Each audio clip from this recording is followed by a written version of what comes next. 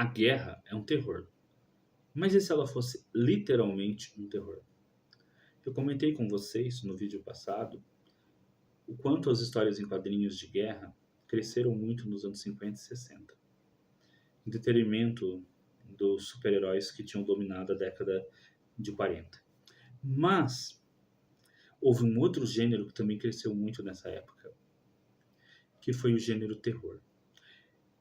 E esses dois gêneros, tanto o quadrinho quanto o terror, foram dois gêneros que, principalmente também aqui no Brasil, na década de 70 e 80, tiveram uma produção muito grande. Né? Muito grande. Entre essa produção, duas revistas aqui no Brasil fizeram muito sucesso. São as revistas Calafrio e Mestres do Terror. As bancas brasileiras eram inundadas com revistas de histórias de terror. E agora a revista Calafrio voltou a ser publicada. Né? E aqui eu tenho um dos últimos números dessa revista, número 75, que é O Terror da Guerra. Olha aqui. Essa é uma revista de quadrinhos brasileira. Ela traz apenas HQs produzidas aqui no Brasil. E o tema é guerra. Mas é guerra na perspectiva do terror. Né? É guerra junto com terror. Então é quadrinhos de guerra e quadrinhos de terror. É a união desses dois gêneros. Que às vezes até ocorre em filmes, né? Quando você tem filmes, aqui mesmo no final eles comentam um filme chamado Operação Overlord, em que você tem nazistas zumbis. Então você já deve ter assistido algum filme que misturou aí terror e guerra. Esse aqui é um quadrinho que mistura quadrinho e guerra. Eu vou comentar brevemente algumas histórias, né, que eu tenho aqui. A primeira história do Guto Dias chama de Fantasma, se passa no Vietnã. Né? E aí passa. Aqui tem uma história bastante tradicional dessa questão de guerra. É a pessoa, o recruta, né, que é mandado para a guerra e ele não quer estar lá na guerra. Então ele é tido pelos companheiros como um covarde. E até que um determinado dia ele toma atitudes que levam, inclusive, a prejudicar os membros da sua própria companhia. Né? E aí se estabelece, então, aquele limite, né? Que tem muitas histórias de terror. Ele apenas enlouqueceu? Ou ele realmente está vendo o que ele diz que ele vê?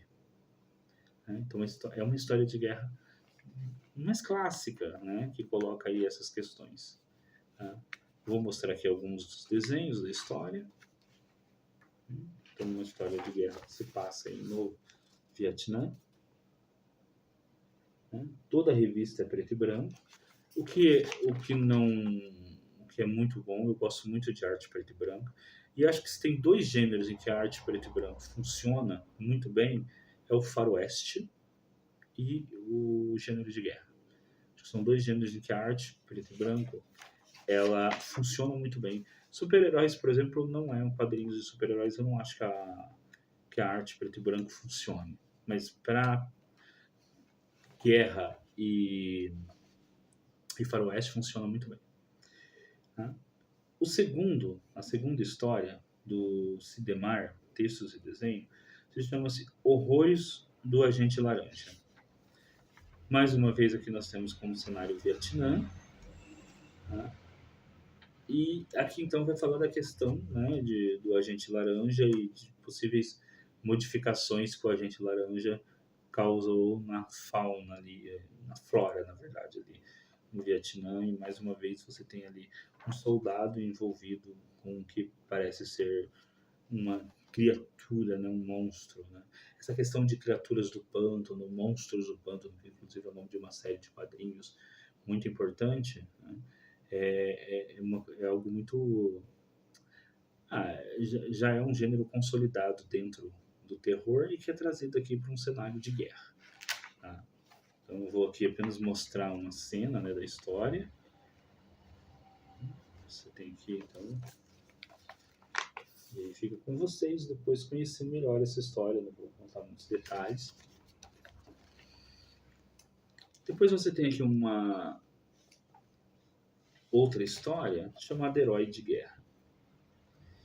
Bom, mais uma vez aqui você vê pessoas, né, sendo levadas para a guerra, né? Essas pessoas são, mas aqui você não tem, não é aquele homem simples do campo, nem aquele jovem que você leva para a guerra.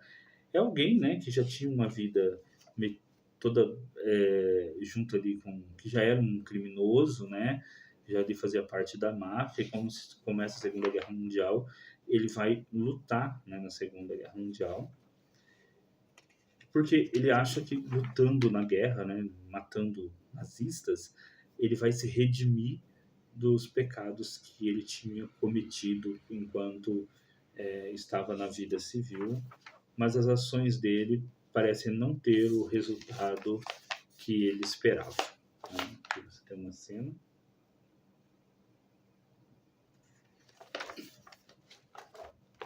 Então aqui também é uma história bastante interessante. A revista todas são histórias curtas. Né?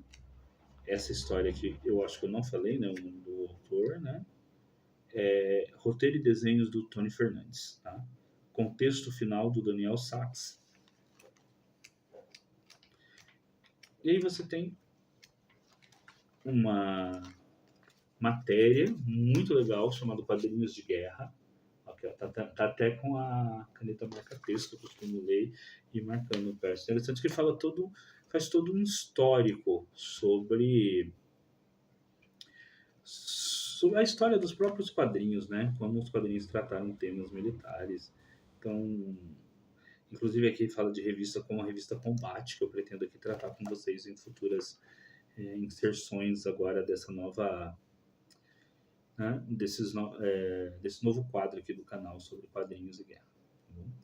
E temos uma última história chamada Maldição dos Bragança, que passa, né, por uma questão aí que a família dos Braganças teriam sido amaldiçoada. Passa aí os diversos conflitos em que a família dos Braganças estiveram ao longo da história, inclusive aqui no Brasil, as guerras, né? O texto é da Luísa Titi Porto e os desenhos do Ivan Lima. Então passa por diversas questões aí da... Inclusive, um dos desenhos está aí na nossa vitrine. Né? Você passa aqui, né, por diversas... Mas é uma HQ mais histórica, né? Faz mais uma história em si da família Bragança, mas também uma HQ muito interessante por contar também essa história curiosa da família Bragança. Tá bom? E no final tem essa resenha do filme Operação Overlord. Bom, vamos lá. Tá?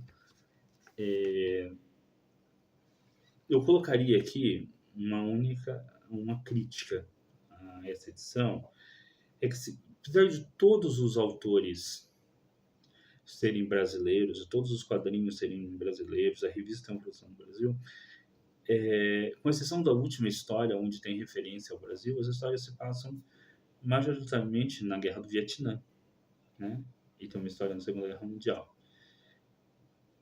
Eu acho que seria interessante se os autores, ou num segundo momento, se eles pensarem em fazer uma segunda edição, que você trouxesse cenários de guerra que ocorreram no Brasil. Ou, por exemplo, se você vai falar da Segunda Guerra Mundial, por que não ter colocado aí os personagens, ao invés de serem americanos, serem pracinhas, já que o Brasil também lutou na Segunda Guerra Mundial? Ou você imagina que história de terror você poderia construir na Guerra do Paraguai? Né?